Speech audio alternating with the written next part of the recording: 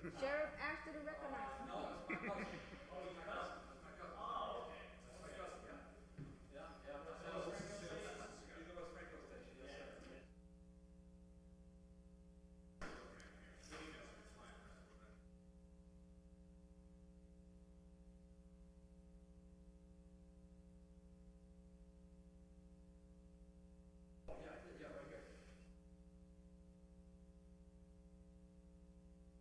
So we're hoping to start soon now in the spring. I know. And then We're getting an environmental consultant on board, then we're gonna talk to them, so.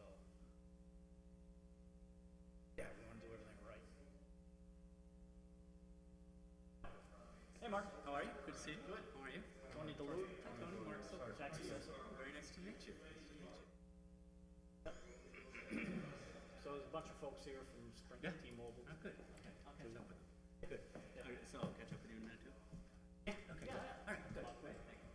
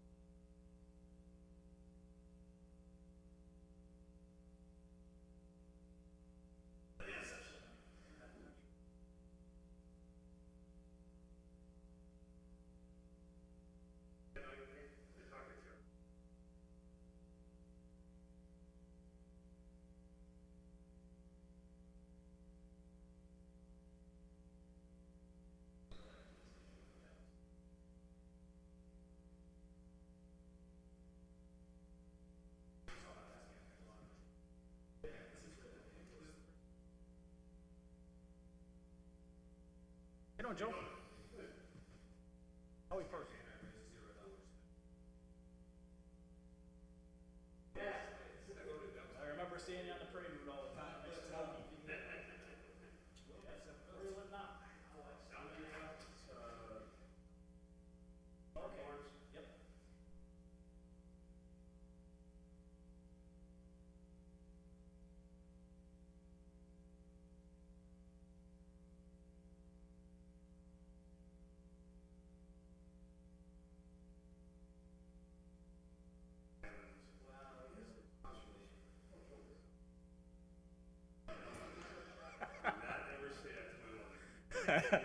I'm not sure where I live then. I must be the Highland Heights.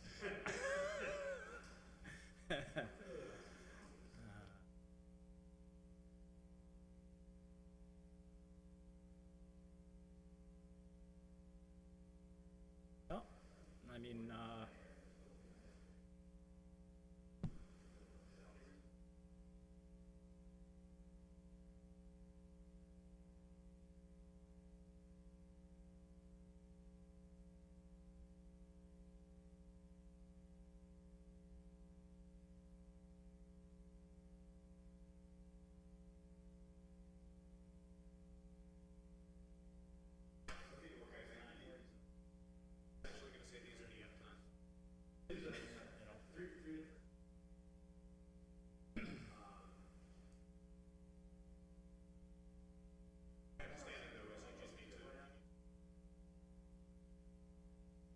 be on this committee?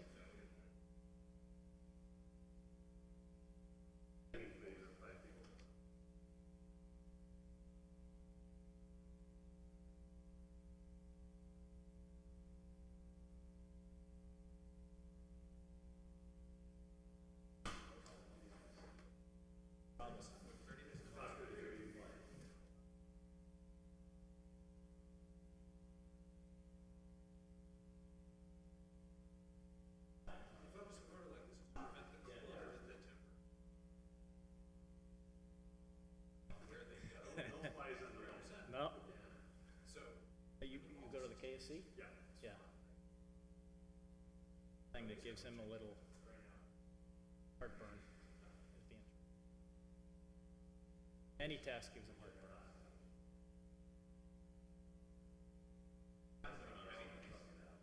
Nicest guy in town, though. Yep.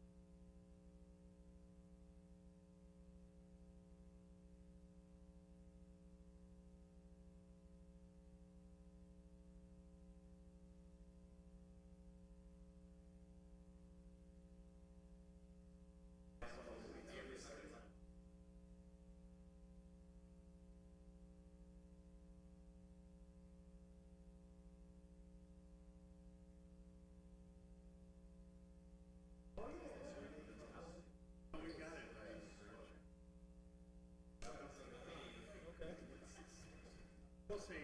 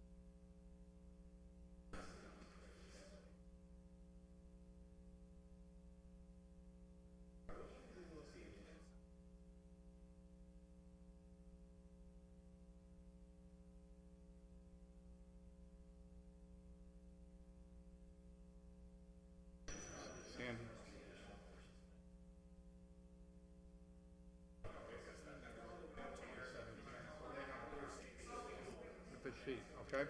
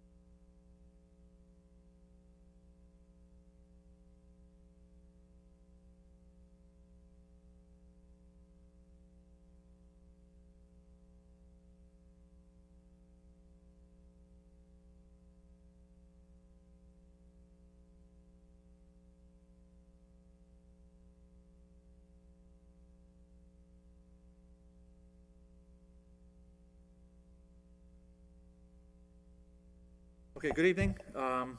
This is the September 28th meeting of Development Governmental Relations Subcommittee of City Council.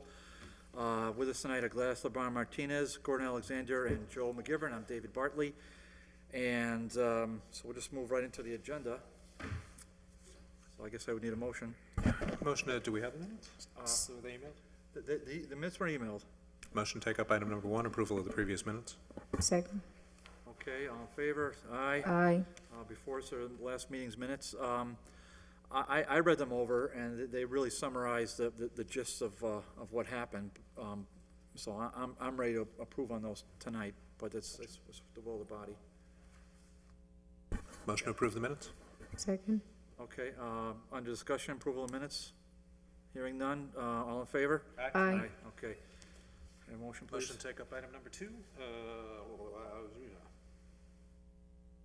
auction list? Yep, it's okay. Second, please.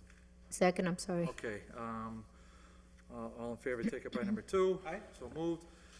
Order that the Honorable City Council, in accordance with Section 2-349 Code of Ordinances, vote to approve the list of properties for auction as previously communicated to the City Council on 8/4/15, and the list is, it was emailed to us. So, Sandy, why don't you come in here for a minute, please?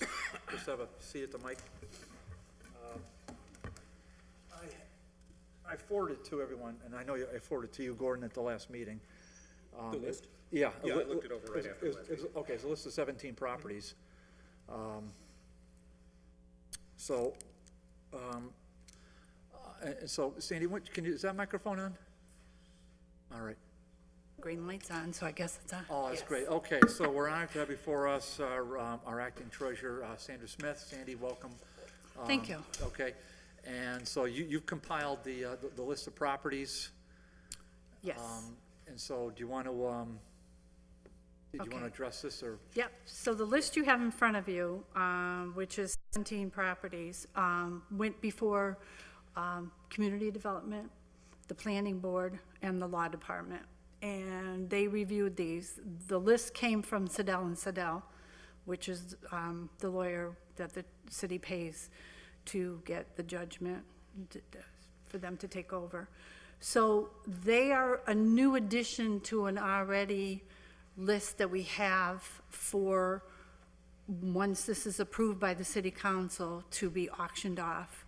Hopefully, I was going to do it in the fall, but it looks like more closer to the end of the year, if I can do it. If not, it will be actually in January. I know there's a couple of pieces of property that Mr. Bartley, Dave, has been questioning. It was on the auction, I believe it was Main Street, that there's interested buyers.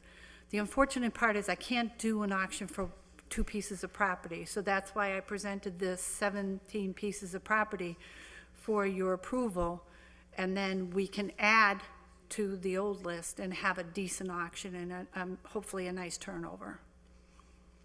Okay, are there any specific piece of property you want to address, or are there any questions by the committee for Sandy Smith? I have a couple of general questions, but nothing about any. Gladys, go ahead. I do. The question on the one on Main Street, can somebody tell me the number? Is that the one next to It's the- next to the Copa. Copa? Yes, yes. And that's going back up on auction? Correct. And if there's another way of doing it, I'm all for it. But I guess, talking with the law department and Mr. Martins, I guess the only way we could do it is to put it up for auction, correct? Public auction, yes. Yeah, yeah. So that's the unfortunate part, is I can't have an auction for one piece of property. I have to, to make it more feasible. I don't know what else to do. Well, I guess, why, Because there's I'm not one person, there's a couple of people that are interested in that piece of property. So how else would we handle it? that is a point. No, I know, but I'm not gonna have an auction for one piece of property. So if you approve these 17 pieces of property, that property will go in that group and it will Well, be my part of point the was auction. that parcel is not on this list. That No, was my- because it was already approved by you in the Oh, city okay, so- council so we don't need to beforehand. approve it again. Okay, Correct. good, that's But good to know. again, because people are questioning why this property has not been, it was on our auction in 2014 in the spring. So you don't, so we don't need to do it Nobody again. bid on it. Great. So now I'm gonna take whatever's left over from the auction of 2014, add it to this new list, because those pieces of property that didn't go up for the auction did not get. So these 17 are just, they're all kind of new, They're Sandy, new. is that They're correct? new Okay. properties that I All right. asked for And- approval. And I forward these to everybody, I'm gonna read them so fast, you won't even know what happened. 102 Beach, 103 Newton, 112 West, 14 Center, 277 Main, 291 Walnut, 32 Greenwood, 356 L Maple, 356 R Maple, 47 Chapin, 599 South Bridge, Bray Park Drive, Suffolk, and then 1234 on Sun Valley Road. Correct. So these are the 17 before us. Gladys, you all set? Yeah, I'm all set. Okay. Councilor McGivern. Just to follow up, there are other ways to sell property. Oh, I agree, Okay. but nobody has given me anything to say, okay, let's, purchasing, I guess it would be what, an RFP? Well, the mayor, depending on the numbers, could do it through the 30B process. If it's under $25,000, he can do it outright, I believe this piece of property is appraised higher than that. the sale price. Yeah, yeah. If there's someone out there that can use it, and the idea to do a 30B is sort of, it's a purpose, not to get the biggest bang for the dollar. Right. But to get the biggest reuse for the Right. dollar. Right. And to control that. And then the mayor can do that on any of these Right. properties. Well, I believe a letter of intention went to the mayor in regards to that piece of property with the two interested parties. But again, I think it's over 25,000, so there wouldn't be an RFP and it would have to go to auction. Right, Paul? Sandy, are there any structures on these properties? Yes. Can you tell us which ones, please? Greenwood Avenue has a structure. I believe, let me just look at my notes, sorry, bear with me. Can you identify the structure while you're at it? Single family, is it a west? Okay, let's do it this way. 112, 114 West Street is in sorry. It looks like it's at a block, and it's appraised at, the land is appraised at 13.5, and the building is valued at 36.1. Yeah, Sandy, I think we don't have to get quite into the gory detail. Okay. Just if there's just which properties have a structure on it, would be great. So, do you want, I would say most of them, other than Sun Valley and maybe Bray Park Drive, might not have a building on it. Might be just property. all right, and the one Land. there's one that just says Suffolk Street on my list. I have a Is that par, 599 Suffolk? I doesn't have a street address, I have a parcel ID. Okay, Will that help? not really. Okay. Is it on my list of 17? Yes, it Okay. is. Yeah, give me the no, I don't have that as. No, I don't have a parcel number on these. Oh, wait, no, I don't. I have them as the street address. Okay, well, Counselor Alexander's gonna look it up while we have a minute, but, But 102 Beach, I gotta believe that's developed. 103 Newton, I'm Yes. assuming that's developed. Yes. 14 Center, Yes, okay, 277 Main, yes, okay, 291 Walnut. yes. 32 Greenwood is a house, I know that Correct. for a fact. It's a two-family house. Yeah, okay, it's been a house of horrors. 356L and And R is 356R Maple. owned by Global, was owned by Global. Okay, those are developed Strategics. properties, okay. Yes, those are, yeah. And 47 Chapin, I know for a fact, that's Which where- is, yeah, which is, Yeah. used to be Kaiser Street, It is, and it's now, well, it Change it to- is Castor Street. right, or, yeah, Yeah, so it used to be Chapin. Right. Actually, it was always Castor Street, we just didn't have the street sign up there, so that was, Okay. until we passed an Yep. order here a few months back. Joe has the property card for the property. Okay, well, I just want to get through Joe's question, so so Joe, you still have the floor. Thank you. Suffolk Street is 267, I believe. Saying with the structures, and I appreciate the chairman's point here is, but the structures, I recognize Greenwood in the house. It's not in good shape. Correct. The buildings, the apartment buildings are not in good shape. When you go out to auction, how are you going to cap a minimum bid? Are you going to look at the assessed value? I believe we're gonna start as a minimum bid, to start with that. It's easier to do it as a minimum bid than to try to set a goal, because then it's easier, you know, I'm not gonna sit there and say, I want $60,000 for this house. If somebody wants to bid 60,000, that's great, but when the auction starts, they can start at 25 and we'll work our way up to whatever's comfortable. Right now, the outstanding taxes on that the city had to take over was 56,000. Great Park Drive, is that landlocked? Just look, thank you.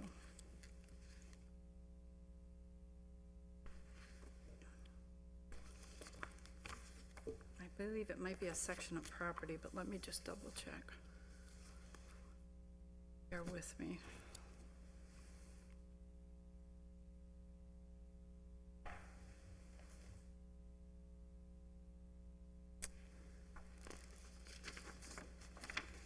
Of course, it's always the one you can't find.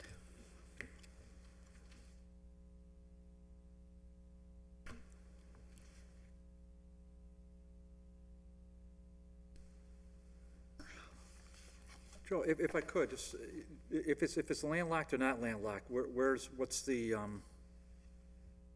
follow-up to that, Joe, if I may? Not sure if I understand your question, Mr. Chairman. Well, you asked the question of the acting treasurer, is it landlocked? Correct. And my question to you is, yes or no?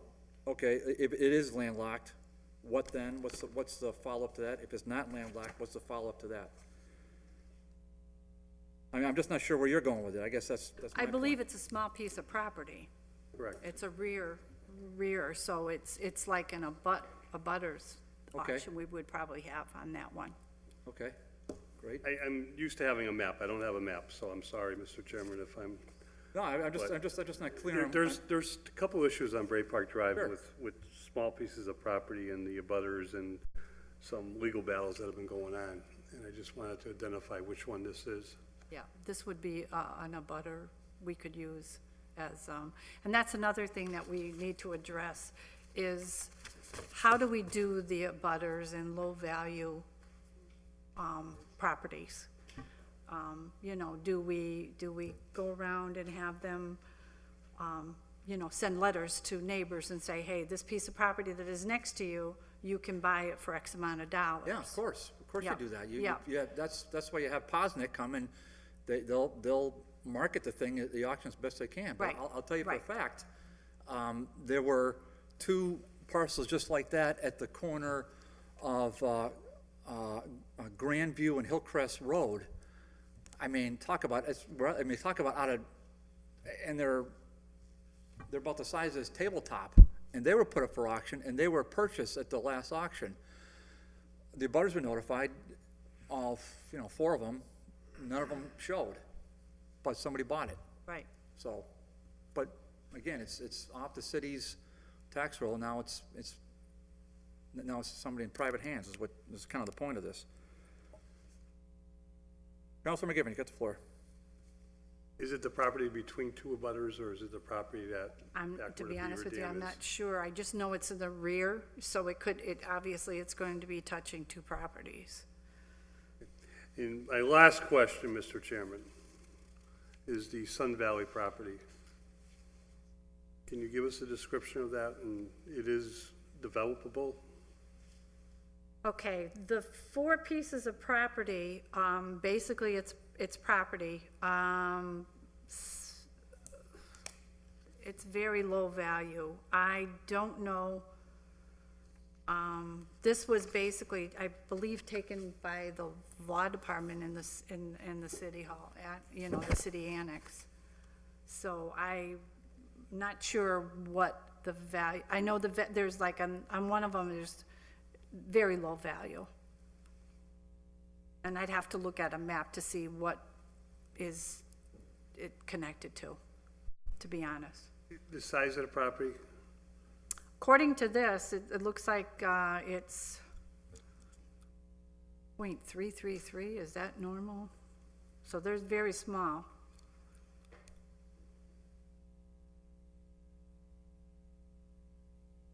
Again, that would probably be something that we'd have to look into and offer it to the neighbors or whatever, if there's, something that's on that piece of property, that we could auction it off.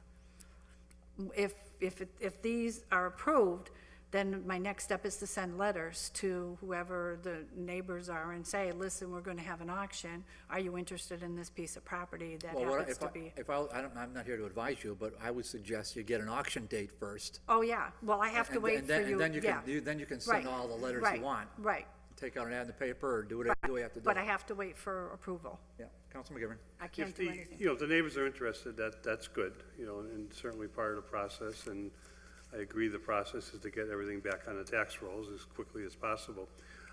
If these 4 parcels that can be developed, I think these we are- have to be aware Right. of each of these, but Right. especially Sun Valley. And these are very old pieces of property. I mean, the judgment was in 1986. So the city's had these since 1986.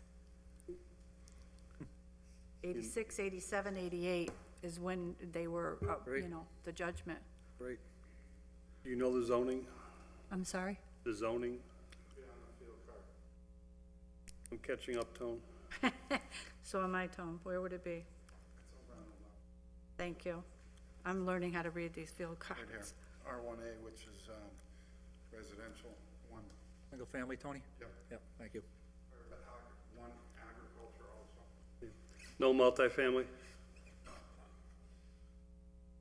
All set, Mr. Chairman. Councilor Alexander, please. Thanks. Hi, Sandy. How are you? Good. Couple of questions. How many properties are on the list that are leftovers, that are already approved for auction, waiting for you to do an auction?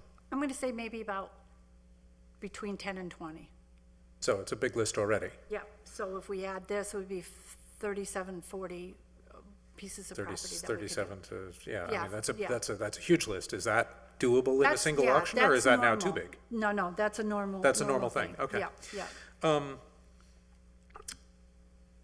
When a buyer buys something at auction, I should know the answer to this, I apologize, I don't. When a That's buyer buys okay. something at auction, do test they me. need to clear the back taxes? Or are the back taxes wiped by the fact that the city took it for tax title? The back taxes are, Tony's saying wiped out, are you agreeing with Yeah. that? Okay. yeah, There are a lot of properties in town that are assessed at much higher than their actual practical value, so I'm just questioning the wisdom of making that the floor, if you're trying to get rid of these properties and get them back on the tax rolls. well, yeah, and again, You got an assessed value for a factory that's, Right, essentially a and- Superfund site. right. and Nobody's it- gonna pay that, you know. Yeah, and Don't go my there. thought is if we do an auction that's minimum, Theoretical factory. right, you can't, if you do a minimum, then you're not setting a price for that piece of property. So- Correct. So they can come in and, and we say it's a developer that says, I want to pay 25,000, and I'm not going to say, oh, sold. I'm going to seek the advice of legal. And, I mean, it's all the homework's gonna be done when we go to this auction and say, is this a good piece of property to get I'm that, just to put it saying, back on the tax rolls? when you go to set your minima, Yeah. the assessed value may not be a good floor. You may Oh, want to. correct, correct. I Oh, no, thought no, I no, heard no, you say no, that's no. what you were going to Oh, use, and no, that didn't no, make a lot of no, sense to me. sorry, Good. misunderstood. So then, fine. Yep.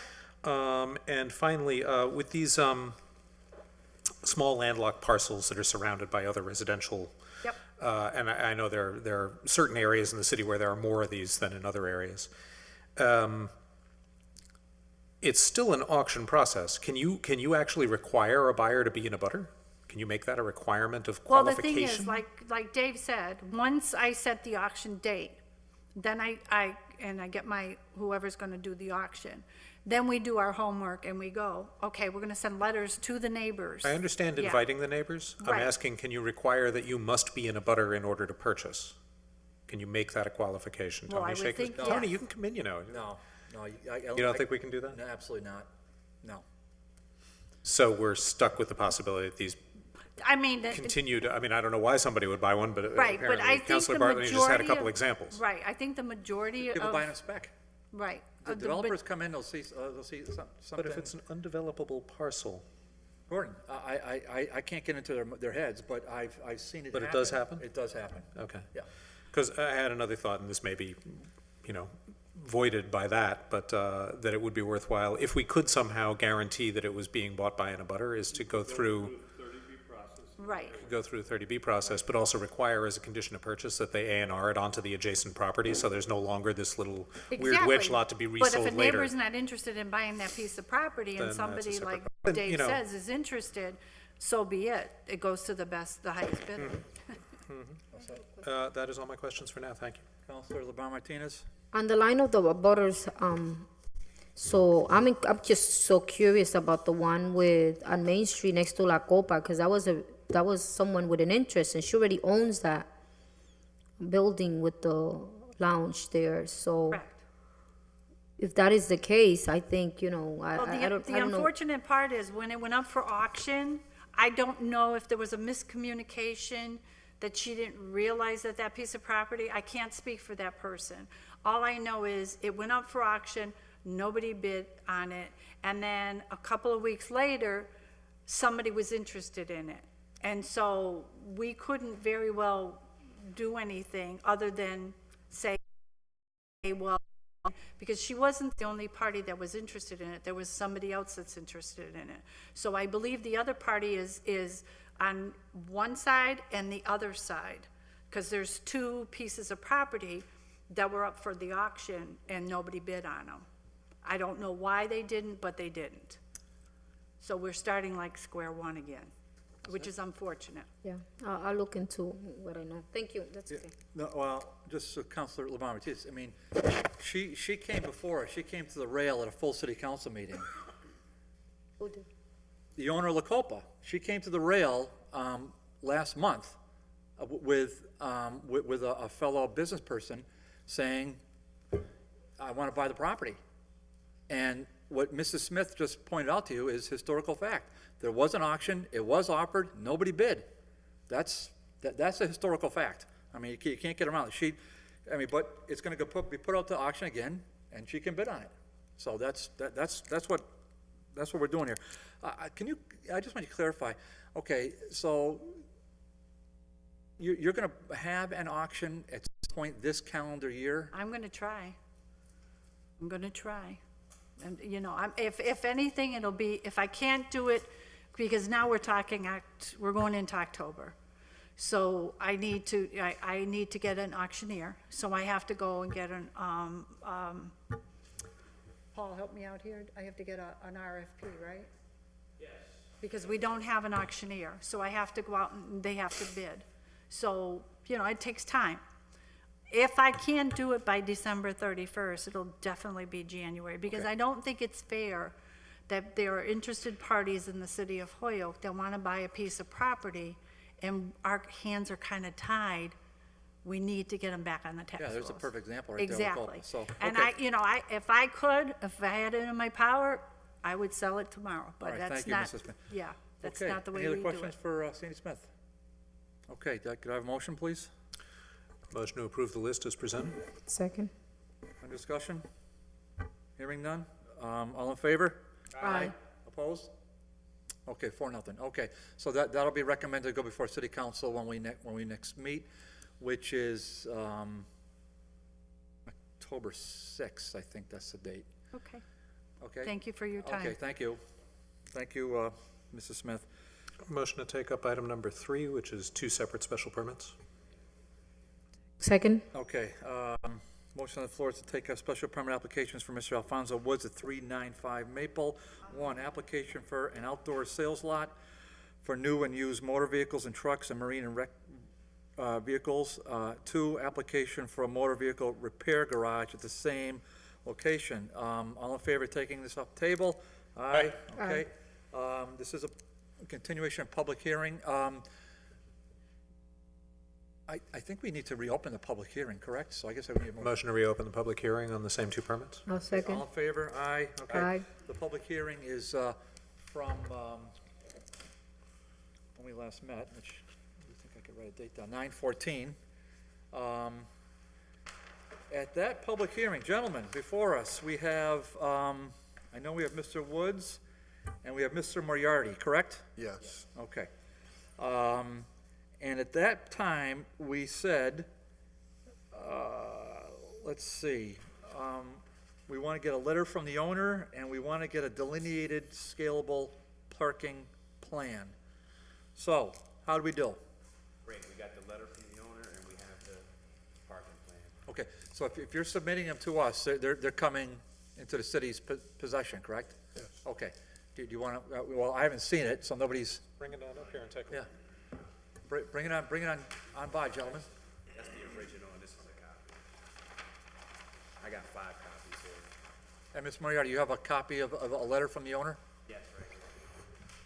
Has a copy of this been submitted to the city clerk's office already? Great. Oh, no, actually, no, I just brought it here. Okay. I can actually do that tomorrow. I don't know if there's is the exception if the clerk has it. I haven't dealt with that question, so, Mr. Payer. So, do I need a motion for Paul to address this? Motion to suspend and allow legal to approach. Second. Okay, all in favor to all legal? Aye. Mr. Payer, good evening, sir. The question that Mr. Alexander just asked me, this particular drawing has not been submitted to the clerk. Can we just accept it without having to be punched in with the clerk for review? I'm assuming we can, but why don't we just, Well, I mean, even if the result was to recommend it to the city council, I mean, it's not going to be approved today. The permit's not going to be approved today. Correct. I don't think it's an issue. I don't think so either. Okay, good enough, thank you. Okay, well, we have 395 Maple Street with a drawing here with showing Hampshire,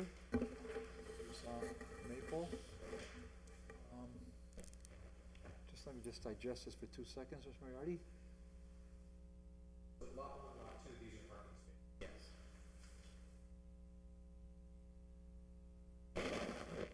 I'm sorry, that location is near what, Hampshire or Maple? Oh, I'm a little confused. Is that what it is? At the corner, there's already 2 existing, Yeah, there's another, dealer? yeah, there's another dealership right across the street from it. Okay. And, when we did the scalable size, the first, time we came here in front of you guys, I tried to up the license to 20 car lot, and we seen that it wasn't enough, so we stayed with the 50. And that's what you have in front of you. So to make sure everything fits from the scale, only fits the 15 that we already had. So that's what we're coming for, the $15.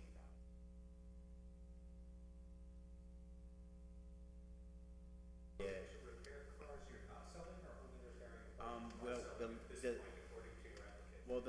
Since we already paid for the permit for the selling, we're just gonna go ahead and, for the, repairing. Separate businesses?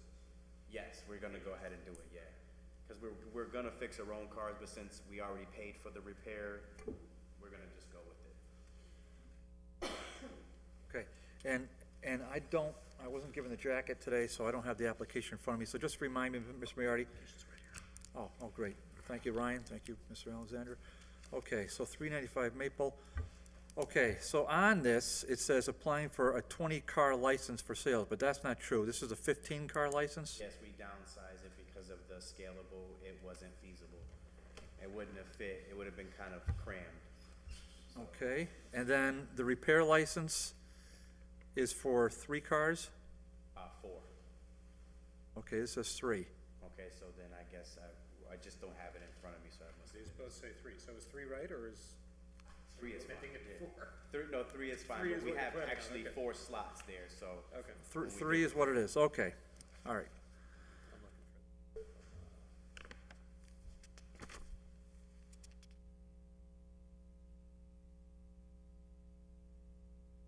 Planning.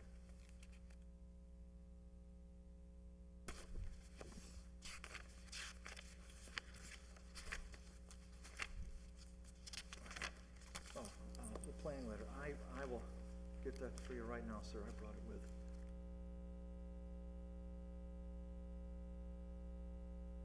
So the basic premise here is that now we've got a scale drawing, that's great, now we can actually evaluate the application. The basic premise here is based on the square footage of the building, which is where you're doing the activity. Right. We all know that used car lots happen out in the parking lot too. Right. But based on the building, there's a certain minimum parking requirement. Right. So now that we have a drawing, we know how big the building is, we're looking for the letter from planning saying this is how many parking spaces you need for each of the 2 businesses, because you're applying for both. Right. And to make sure that then, I think it's 18. Yeah, no, it's actually 4, there's 4 slots there for the repair, even though there's gonna be only 3, but there's an extra slot just in case, like for more room. I mean, it's there, so it's just a space. So as far as, the cars, it's 15 for the cars, it's all there, right there, exactly. It's just Well, basically, there's a little extra Okay, room here's there. planning's letter, it's on the second page, I think, so. And this, what we're applying for is already what was active, that's there. Nothing more, nothing less. It was already on.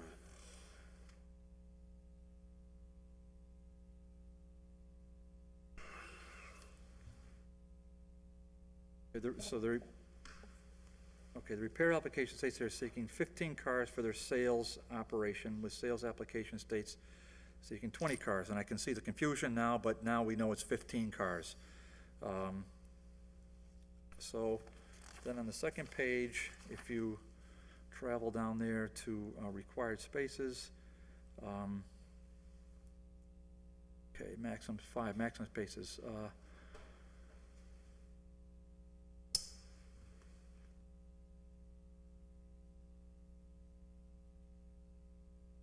okay, so let's just take it, so you've got, how many service bays, Mr. Moriarty? 2. 2 service bays, okay. All right, and so when I read this requirement, it says, 4 spaces are required for each service bay. So, are you telling me on this plan here, are you gonna tell me that there's 8 spaces for each service bay? Are you Well, telling me? actually, one service bay is basically, it's not gonna be used. So we're not applying for both service bays. We're gonna work out of one. I mean, if we need to, pull in one of the extra cars or work on something, that's fine, but it'll be like in-house cars. But as far as to the public, there's only gonna be one service bay. One service bay? Yes. Okay. And I think I have that listed on the, printout there, as far as the use of the bay, the second bay. One's a lot bay. You do, it says, Yeah, okay. one's a lot bay. All right, so this is our first time seeing this, so, okay, I see a repair bay and I see a lot bay. Yes. Okay, and I see 1, 2, 3, 4 repair parking spaces. Let's see here.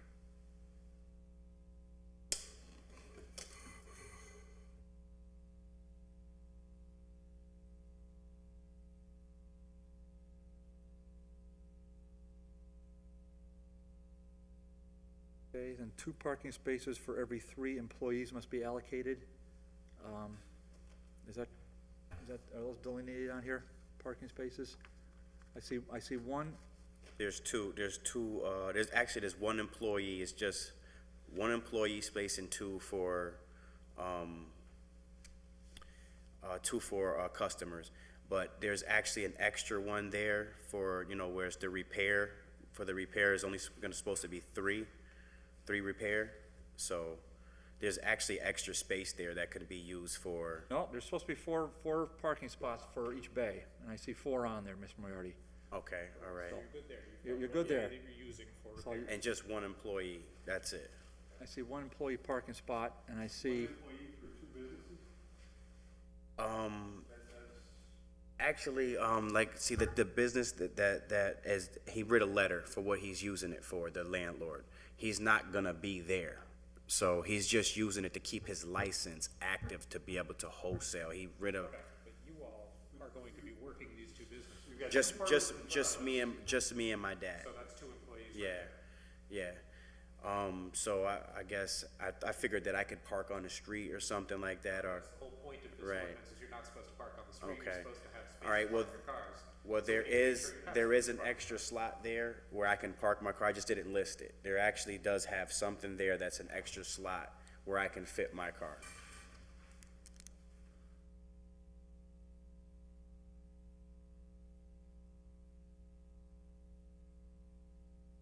cars for 15 for sales, and we've, 3 for repairs. right, we got 4 parking spots for repairs. Right. He's got 1 bay. We're okay, I think we're good to go on the repair. There's a 16th spot over here. So you've got There's 15 an sales. there's an extra slot where I can park. I just didn't write it down there.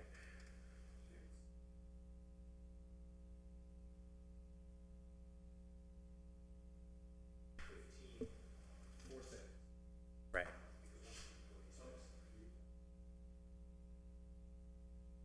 So, Well, so, okay, so what you're, am I wrong here? So one of these parking spaces for the sales is gotta be dedicated to employee parking? Is that what we're saying now, gentlemen? I Ladies and thought there gentlemen? were an extra slot there. Okay, let me look up. you already used it. You know what, let me ask you a different question. Are you able to park, these spaces are 32 feet deep. Right. Are you planning on keeping 2 cars in here? Inside the bay, no. Nose to tail in the bed? No. And I can actually park my vehicle in the bay for lot use, yes. Room for 2 cars in Yes, for sure. there. Okay, so you've got 1, 2, 3, 4 spaces inside the building? Yes, Doesn't count. yes, Okay, so that just solves your problem. yes, You've got 4 spaces over there that yes. you're not showing on your plan. Okay, all right. So that got your Thank you. missing. Yeah, I just want to, so Council Alexander is our guru for tonight, so let me, just clarify that for me, and just talking to the mic, if you would. Under the ordinance, you're allowed to count the bays because you would normally, in the course of your business, have one of the cars being repaired in there. Right. So it's not out in the parking lot. Right. So you can count that as the space where you're keeping that car. Okay. Okay? So, for instance, you've got repair 1, 2, 3, 4. You can count it as 1, 2, 3, 4, and that frees up 2 All right. spaces here. Oh, I didn't know that, all right. So Thanks. we've done that for other permits where, you. if you've got 12 bays and you're planning on only fixing 6 cars, you really don't need outdoor parking, that Right. kind of thing. So if you're buying an old Midas building or something. So yeah, you are actually good to go based on a permit for 15 sales, 1 repair bay. Right. You have 4 spaces, plus you have enough employee parking, plus you have enough sales parking. We actually have enough parking. Okay, Thank you. now, if I may, okay, I'm sorry about the pronunciation, I have a letter here from a landlord, to whom it may concern. Okay, is the landlord the building owner? Yes. So, Mr. Osama? Yeah. We call him Sam, though. Whatever his name, he is on the deed, or some entity Yes. he owns is on Yes, the he's deed the- for 395 He's Maple. the owner. Okay. Okay, let's see what he says here.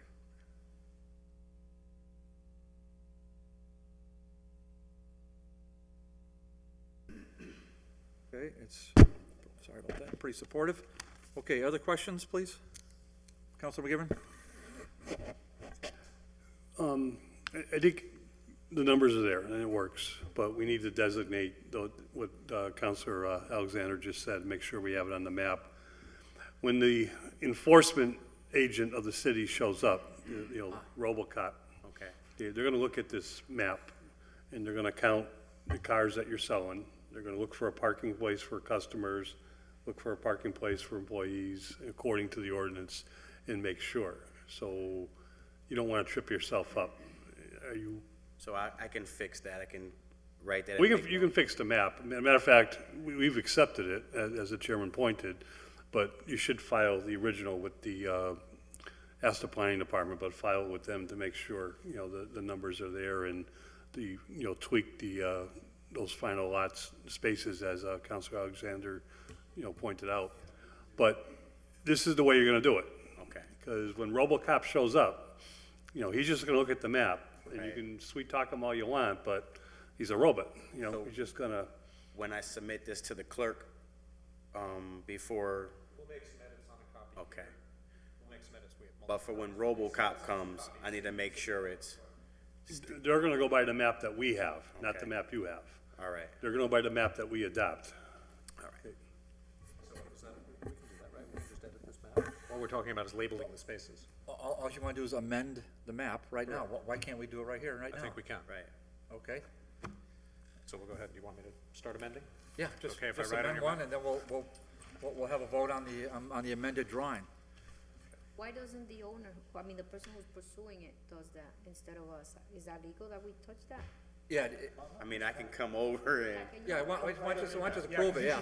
We'll just- you go ahead. Thank you, Counselor, No better than me. LeBron Martinez, thank you, okay. All right, so, So let's designate this as sales repair space 1 and repair space 1. That should be. Just change 2 of these to employee. Because you two guys work there, you're employees of the business, even though you are the business. So you need spaces to park your cars. Yes. No, you can't park on the street. On this one, I should write, So just make this repair, space 1. Are you working on it, but it's also the space.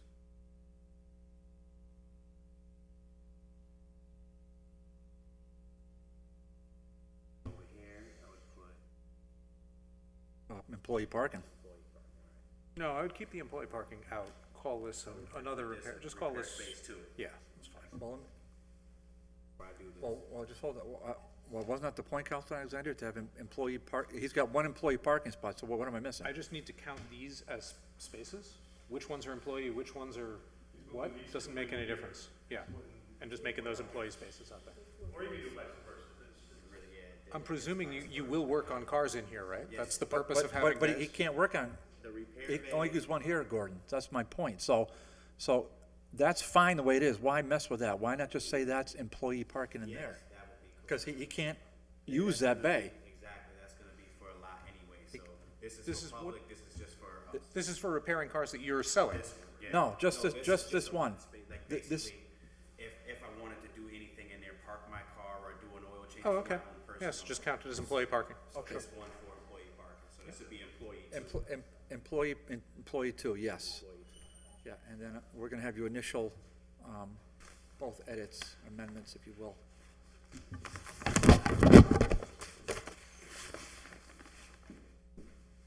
So we have employee 1, employee 1 is somewhere here. No, that's customer, where's employee 1, right? Yeah. Employee 1, employee 2. Yeah. You need Right there. 2 for every 3, so that covers the other guy too. Okay, Yeah, so yeah, you're good. Yep, yeah, it covers the other guy, because he's got the back for wholesale. Just right there, right right at the below it. correction, yep. Right below it. Whatever your initials are.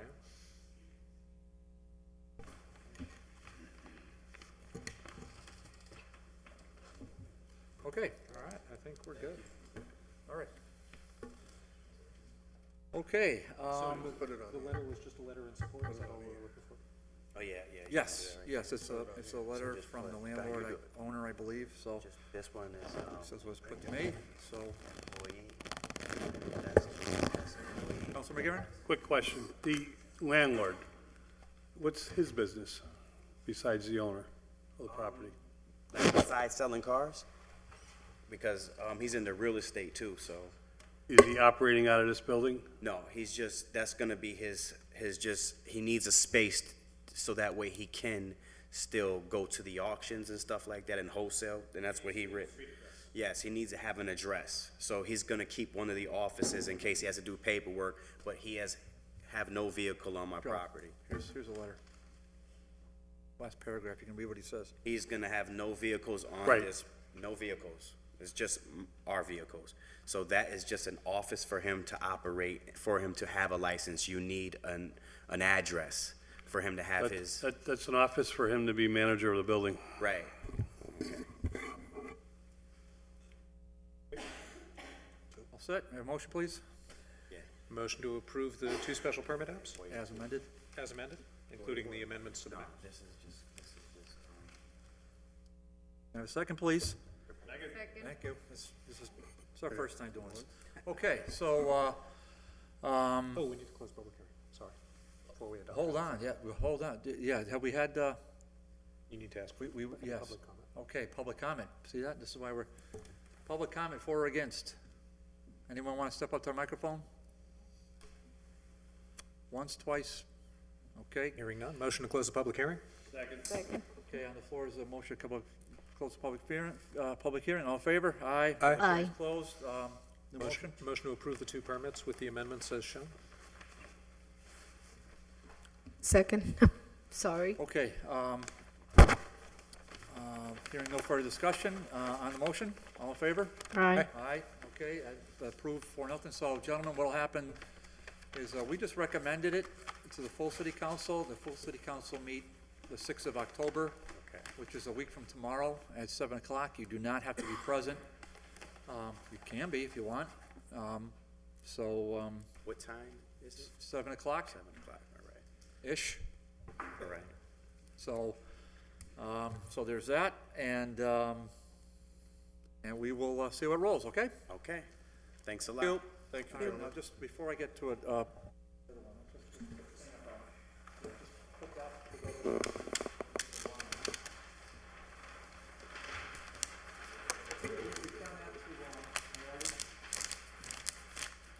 Thank you. and now, Mr. Moriarty, you should probably, am I right or wrong? Because I'll stand corrected. You should probably submit an amended version to the city clerk. Okay. You haven't submitted anything to the city clerk Yeah. yet, right? I didn't know I had to. So the 1 copy you submit to the city clerk should show these changes. Okay. Yeah. All right, As long as it agrees with I'll this, you're take care of that this Yeah. week. Yeah, Hopefully tomorrow I'll Yeah, get to that. this week would be kind of good. All right, I'll make sure it's done. Thank you. Thank you. Okay. Good luck. Thanks. Okay. Okay, You good to go? let's keep moving west. Motion to take up item number 4, special permit for a telecom tower? Second. Okay, all in favor? Aye. Okay. Aye. Good night. Ms. Nolan, come on in. Let's see, 2 special permit applications, Sprint Spectrum and co-applicant T-Mobile. Application for approval, 199-foot new wireless telecom facility located in 200 Northampton Street, which we all know is out in Smiths Ferry. Special permit application for 199-foot new wireless telecom facility inside the floodplain of the overlay district. This is a continuation of a public hearing, so I'll need a motion. Motion to open the public hearing? Second. All in favor of reopen the public hearing? Aye. Aye. Okay, public hearing's open. We have before us Attorney Dolan. Excuse me. Okay,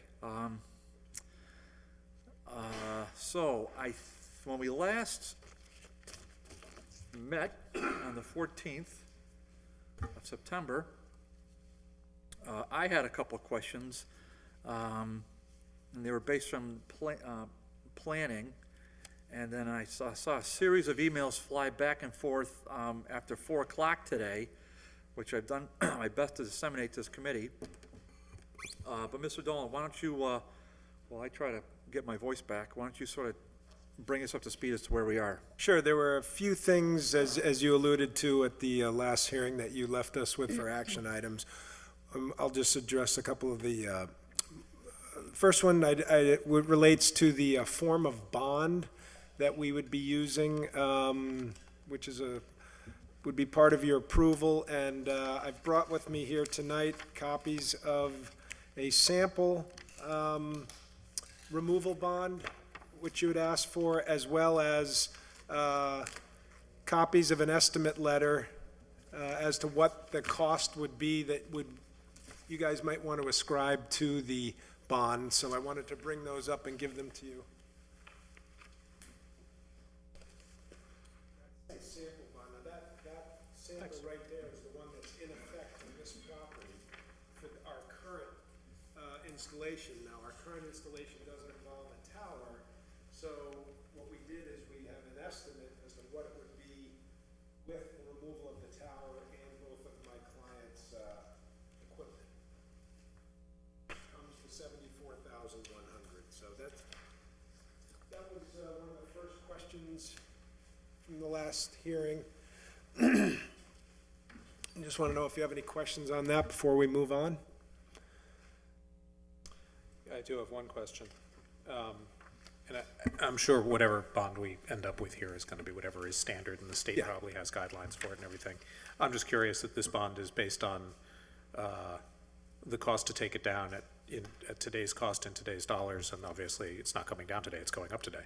Right. So how is that Today's reconciled? dollars, and some cities and towns will build in an extra upfront to cover for inflation, and others will ask that it be adjusted every 5 years and the bond amount change, so there's different ways we can do that. Gotcha.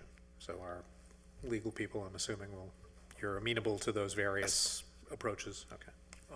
Just if I may, because the assessor's been here for a little bit, so I just want to give him a chance to sort of address us. Motion to suspend, allow the assessor to approach? I'll second that. Okay, all in favor? Aye. Aye. Anthony, well, you've been very patient, so why don't you just kind of give us your, if Come in and sit, Tony. yeah, if you want to sit or if you want to speak at the mic, either way.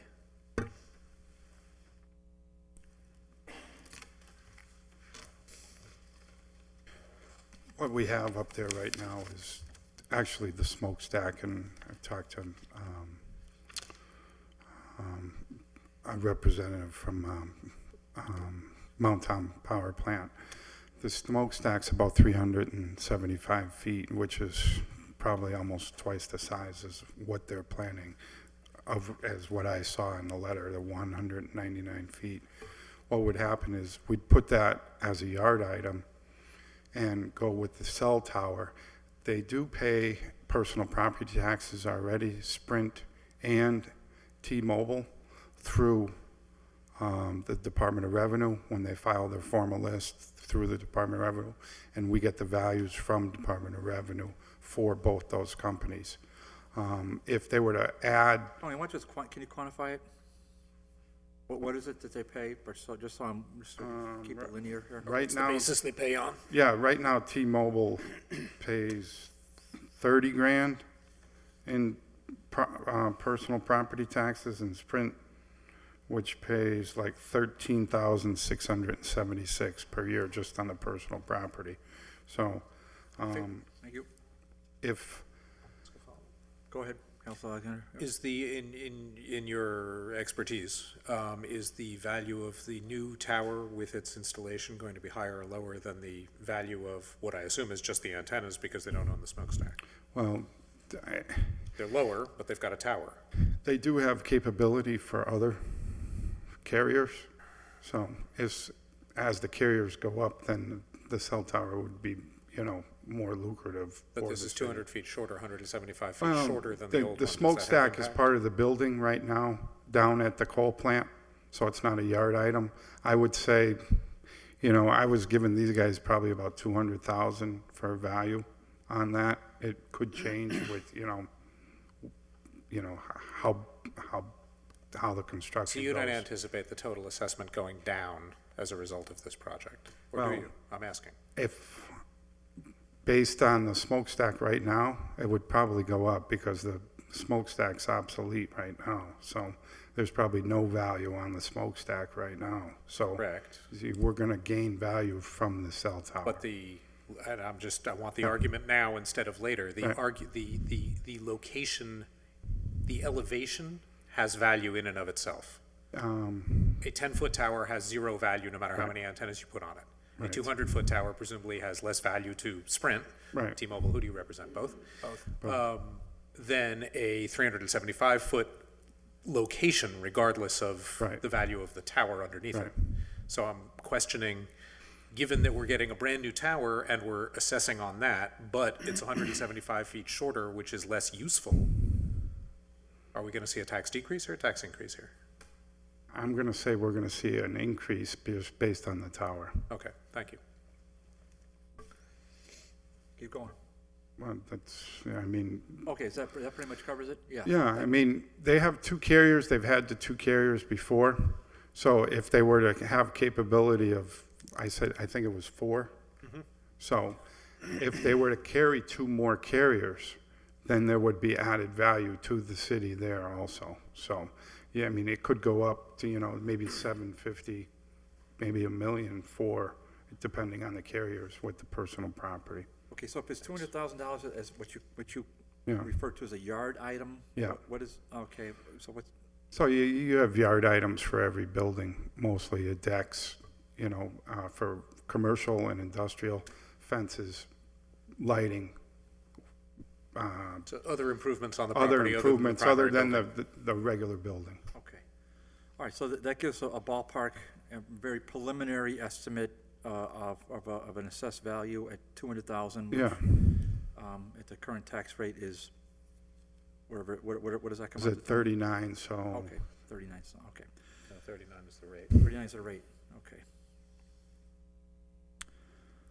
Okay, so Can I ask 200 another times, question? yeah, go ahead. Is there a RF engineer here with you? Did you bring an engineer? You don't always bring an engineer in town? Do you, that, maybe just from your conversations with your clients, you'll know this. Given that T-Mobile, who's building the tower, I guess, is taking the top position.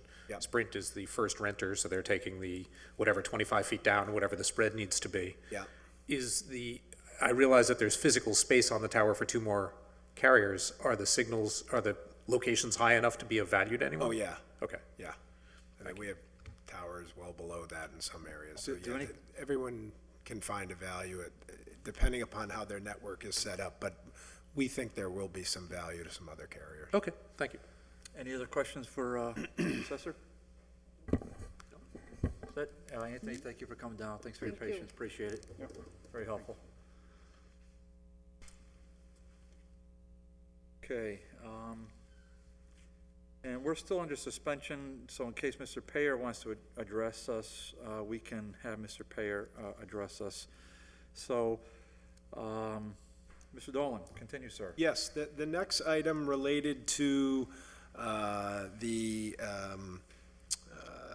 the intentions of the landlord to remove the smokestack. There was a question about could we get something in writing from the landlord indicating that yes, indeed, it is their intention to remove that smokestack. I want to remind the committee, though, that we will not have service at this site pursuant to our lease, our lease being terminated. So, we can look at the removal of the smokestack, but it's an independent issue of what is happening to us. But nevertheless, we've submitted a letter to you from Mark Silver, who is counsel to First Light, and I believe that's already been submitted to the committee, expressing the landlord's intentions to indeed remove the smokestack. Yeah, pretty basic letter here. So, it's September 24th, Mark Silver, this letter informs the city that Mount Tom Generating is currently evaluating options regarding demolition of the structures at the Mount Tom site, and such plans will include the demo of the smokestack located thereon. We will inform the city as plans for such demo are developed and finalized. In the meantime, we will seek to maintain the smokestack in a non-deteriorated state. We look forward to moving forward with this project, okay? And then the last representation there, about the maintenance, I know one of the committee members had a concern about what would happen if, during that time period in which we leave the smokestack to the point where it is demolished, and that was included for the benefit of the committee. That they will in fact maintain the smokestack in a non-deteriorated state. Yeah, no, I want it demolished. I mean, that's, Well, yeah, but, yeah. I mean, but- yeah, just, I'm but assuming, in that small gap of time there will be, that, and therein lies the question. Yes. How small is that gap in time? And so we don't know that from this letter. No one's pulled a permit. Yep. No one's made anything clear, and yet we have representations in your letter about the aesthetic improvements that are gonna be made as you go Correct. to a 199-foot tower as opposed to 372-foot smokestack. correct. Therefore, I asked for the follow-up, which is what we have in front of us. Yes. Okay, questions at this juncture? Lady, gentlemen? Not about the smokestack. Okay, Ms. Dolan? The other, the last action item for us was to connect with the city attorney Cunha. Cunha. Cunha. This is I not see, Rhode I Island. was trying to do the Cunha of Rhode Island, but do it your way. Okay, we went over that. You're I good, even though. thought about going to the Big E for you, but you know. You're, we had I had a good time with the Big E on Salute to Holyoke / Rhode Island Day. Thank you very much, but go But, ahead. so, the thought, the request was that we contact Attorney Cunha Yep. and speak with her about what interest the city might have in locating antennas on our structure for public safety purposes. And included with our materials as well is a letter from Mark Silver. Actually, I'm sorry, yeah, it's from Mark Silver again, dated September 24, 2015, which should be in your materials, indicating that the city there is availability at a center line height of 155 feet or below for the city's antennas. And this is all subject to, of course, the parties getting comfortable that there will be no interference with each other. And similarly, there would be, we could entertain, if there possible ground space on the ground for the city's equipment. We did hear from Attorney Cunha saying that,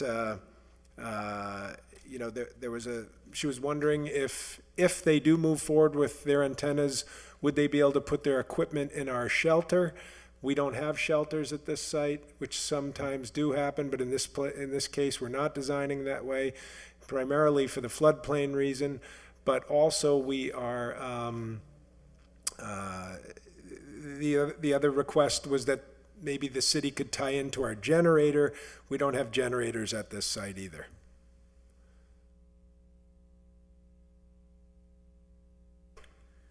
Okay, so you want to summarize what because this all came as a result of the planning board's letter, if you recall, correct? Yes. Okay.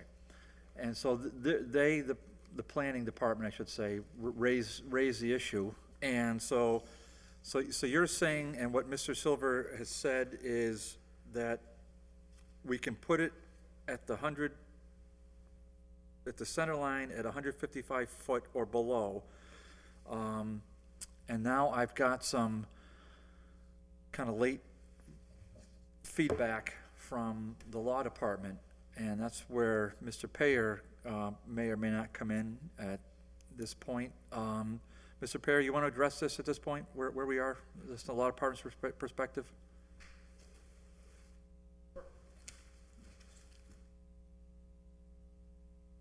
As mentioned, Attorney Cunha is unable to be here this evening, but we spoke earlier this afternoon.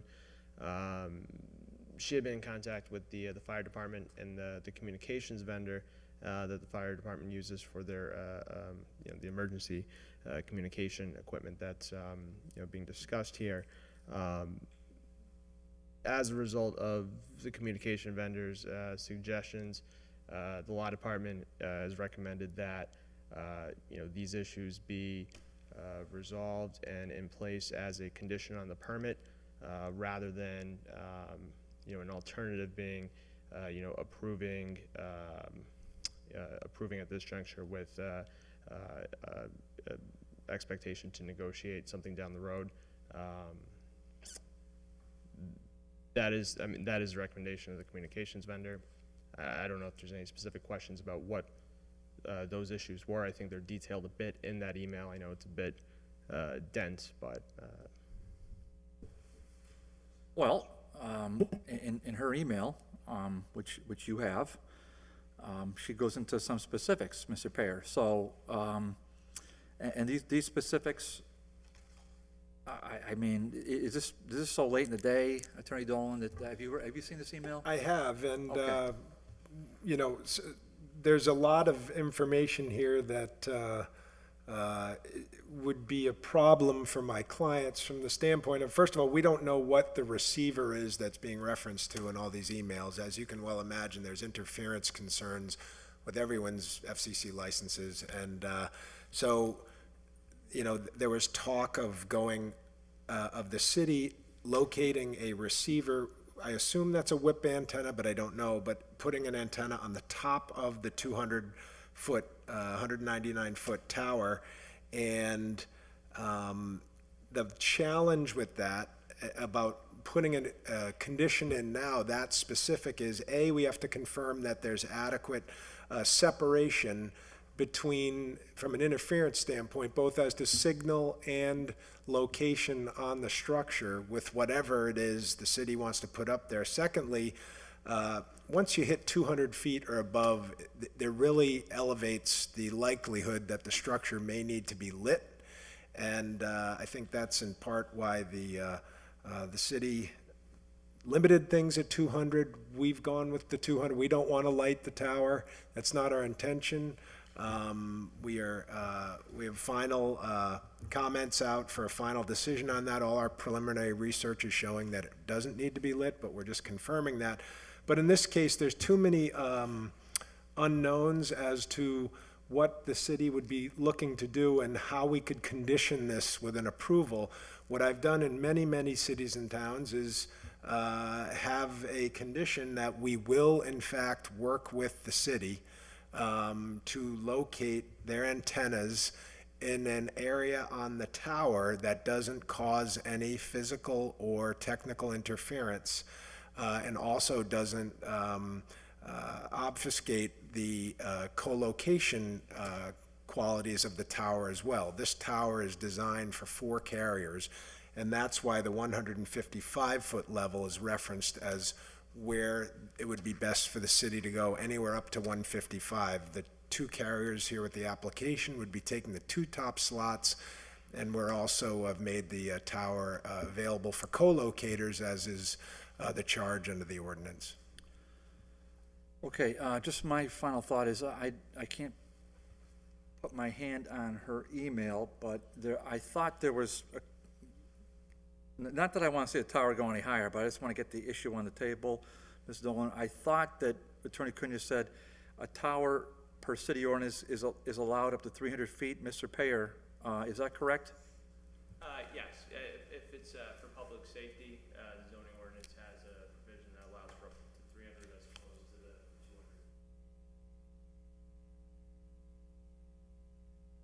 200. Okay, and what impact would that have? Yeah, well, I mean, we're not going above 200 feet. Our application isn't for that. We need a variance. But if the city wants to attach something up top, as I say, that doesn't interfere, and we can come to an agreement on that, if the city's exempt for that extra 10 feet, that's fine. But my only other caveat is if going above 200 feet is going to require this tower to be lit because of the city's whip antenna on top, that should be a no. That should not be something that we all have to move forward with. We don't want to light the tower. Okay, but if the city wanted to if the city wants to go above 200 feet and it's gonna require the tower be lit, we're not gonna pay to install the. But you're not gonna pay, but what if the city wanted to, I mean, I'm just hypothesizing here. I mean, I would say that would be, if they wanted to pay for it. And okay with Mount Tom and their negotiations.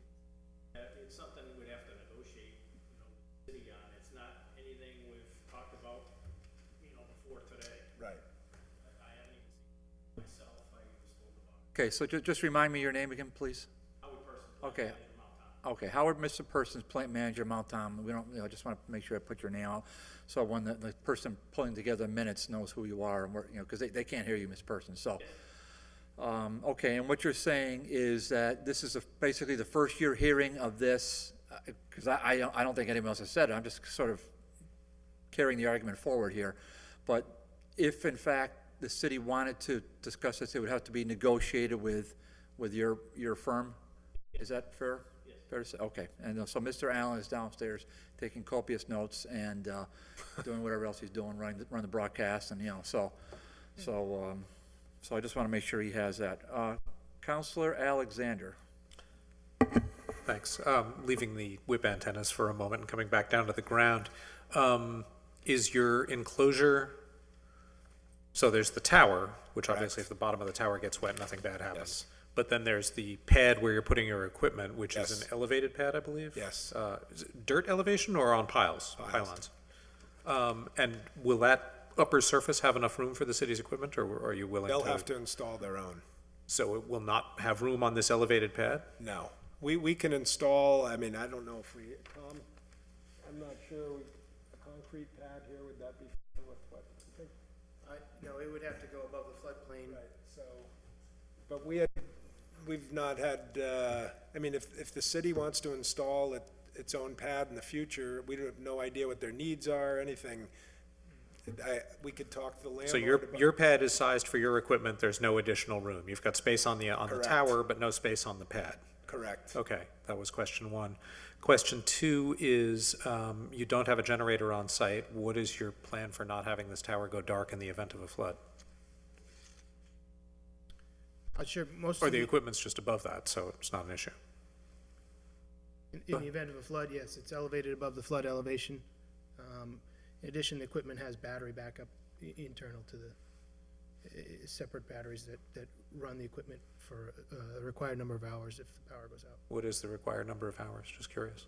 I believe it's, Is it 6 or is it 40? Give me a ballpark. 4 hours of battery? at least 4 hours, and then they have portable plugs for generators to be brought in the event that power goes out for longer. And a diesel generator in the floodplain is not a good idea. It's so not a good we're- idea, we're and going with the if that batteries. site floods, you're not gonna get a generator in there by truck because the road's gonna be flooded too, so you have a double challenge. That's all my questions for now, thank you. Okay. I don't have any more questions at this point. So, say something into the record.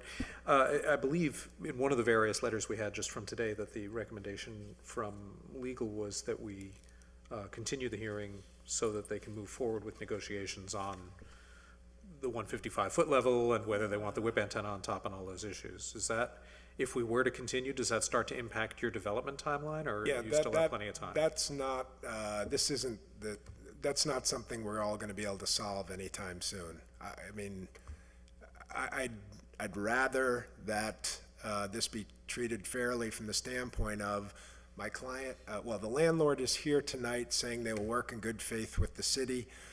For us to be held up while we work through this accommodation we're making of free space on a structure for the city doesn't seem reasonable. Well, when you put it like that, no, it seems like we're horrible people. But To the point of my question, which is, would that impact your timeline? And it sounds like you're saying yes. Okay. Yes, So, if you said no, I wouldn't worry about it. If you say yes, We have to there's get a out of concern. that space as soon as possible. And you need to be up and running before you're out, or the city's out Yes. for a little while of some service. Yes, correct. Thank you. Well, what's the will of the body here? What's your pleasure? Well, first thing's public hearing. This is true, it's true. So if we, this is a public hearing, so we can hear from any member of the public for or against. If you have anything to say, step up to the microphone, your name and address. No, I'm kidding. Right, they're there. You never know who's gonna, Attorney Dolan, they come from all over to debate these, believe me. You'd be surprised at what issues drag people out. I don't see any counselors here. Any other counselors have questions? No member of the public wants to speak at this point? No, so my recommendation then would be that we close the public hearing at this point and move forward with a recommendation to approve based on the letters we have from the owner of the You wanna property. put that in motion, sir? Assuming everybody's good with that, yes. Joe, are you comfortable? I'm prepared to vote. Okay. You know, What your vote is, separate issue. You're prepared to close and vote? close, yeah, we have to close first. Yeah. So motion, Once we close, we're There's not no- negotiating else. correct. So are you waiting for any further information? Is there anything you'd like to request? Information's been provided. Yeah, Okay. I'll recognize Counselor LeBron Martinez. You have a question? So the other parts that are needed to be with the towers are not gonna be part of the amendment here, or no? Once we vote, this is it, right? I'm okay, I'm fine with voting, but I thought that. Right, so, and just if a point of order, I'll just make my own point of order. I'm not even sure I can do that, but, Sure. so the vote can be, to recommend, the vote could be to deny, or the vote could be to not recommend. I mean, just forward to the city council. So you can make you have a whole menu of options here for motions, when we get to that point. But first step first is we have a public hearing that's open. Okay, so I'm going to make a motion to close the public hearing. Second? Okay, on that motion, all in favor? Aye. Aye. Okay, the public hearing is closed. I'm going to make a motion that we recommend that the full council approve this permit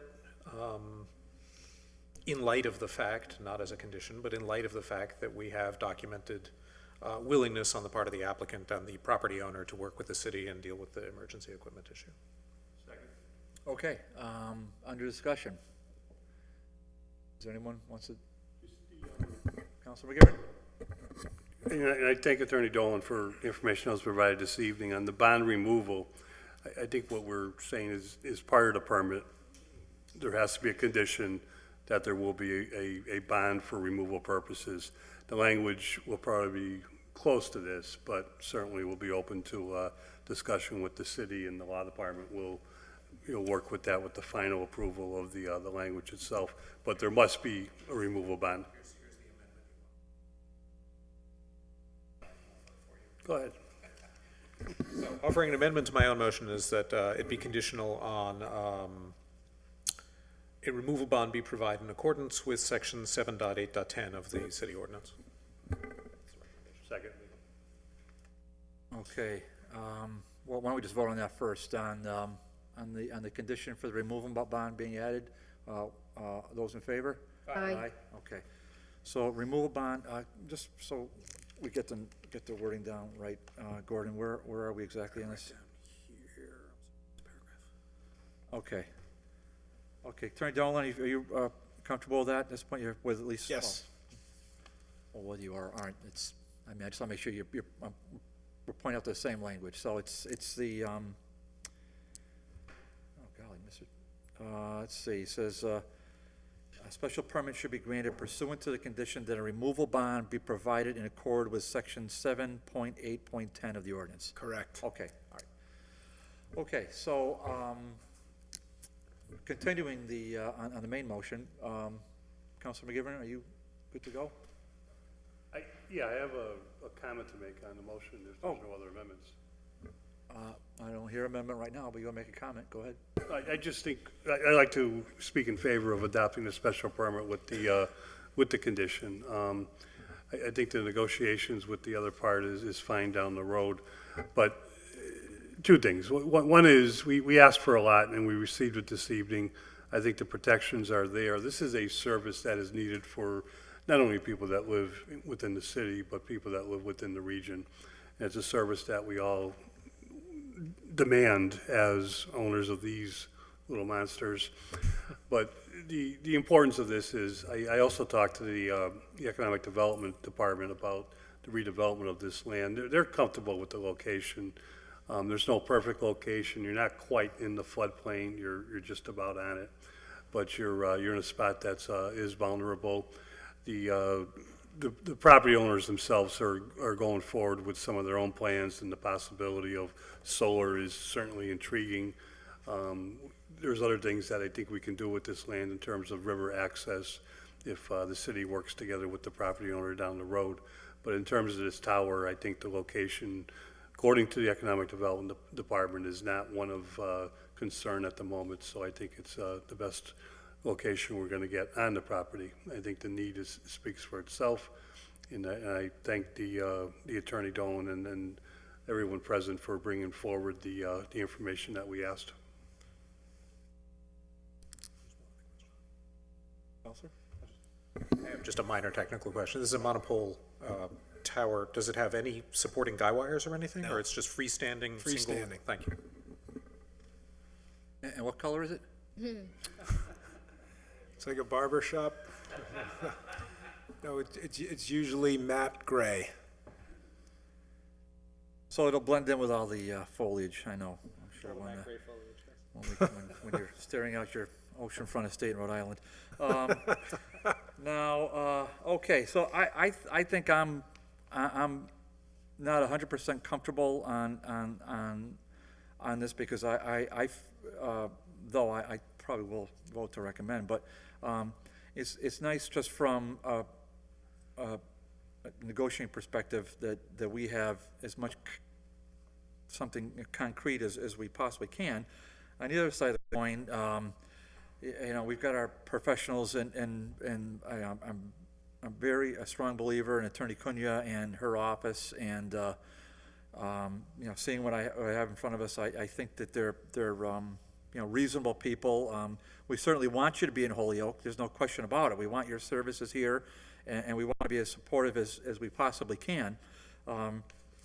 It's just I mean, you are representing your clients with a particular perspective to provide services to paying customers, and you know, I get it. But you know, those of us here and some in the audience, you know, live here, and you know, gee whiz, that's, you know, Smith's Ferry is a really pristine, but it's a very important part of Holyoke, and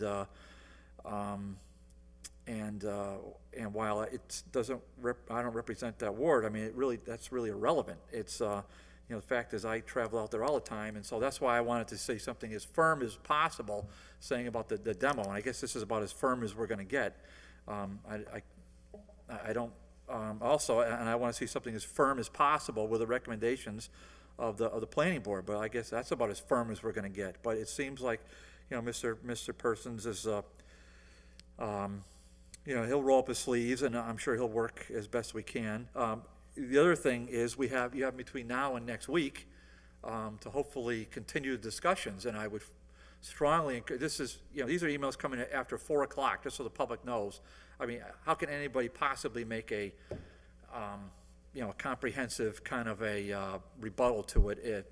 You know, it's not reasonable. So, but between now and next Tuesday, when the full city council meets, you have ample time to hopefully make a good faith effort and get on top of it ASAP. Whether you can come to a conclusion, I don't know, but you can at least move forward on it. And so we'll see how it goes. So again, we will make a vote tonight. It's just a recommendation to the full city council. I will lay this out as best as I can. But Joe, Gladys, and Gordon will be, as they always are, they're going to supplement what I miss. And I know they'll do that. You're welcome to come. So that's all I have to say. And Councilor McGivern is recognized.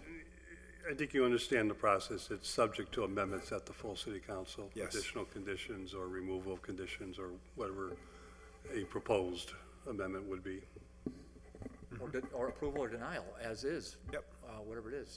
So the motion as is an amended one with the removal bond, and this is, the motion is to vote to recommend to the city council that we approve this special permit application with the removal bond amendment. So on the motion, what say you? All in favor? Aye. Okay, that's 4-0. Okay, so, like, we don't have to repeat it, we just said it 10 times. So, that's it. I think you said about 20. Well, I was a well-known stutterer, Joe, and now I'm past that, but but now I repeat myself. Okay, Need- okay. Second. We are adjourned, thank you. Thank you all very much.